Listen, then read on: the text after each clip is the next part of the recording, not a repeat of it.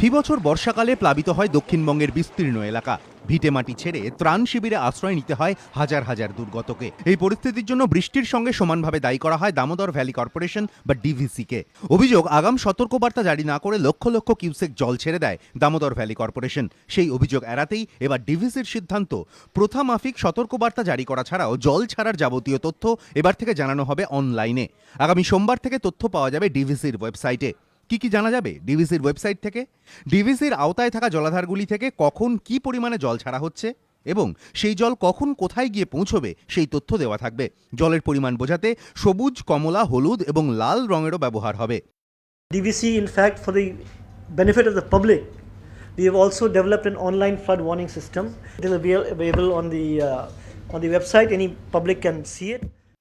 দক্ষিণবঙ্গ প্লাবিত হলেই প্রত্যেক বছর ডিভিসির বিরুদ্ধে সতর্কবার্তা ছাড়াই জল ছাড়ার অভিযোগ ওঠে। গতবারও তার অন্যথায় হয়নি। Their problem is they don't monitor. They don't monitor. They just release the water, whatever they feel, and the people are in trouble.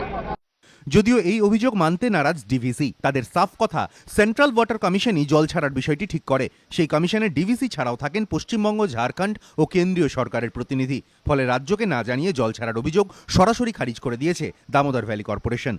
Aritrik Bhattacharya, ABP Ananda, Kolkata.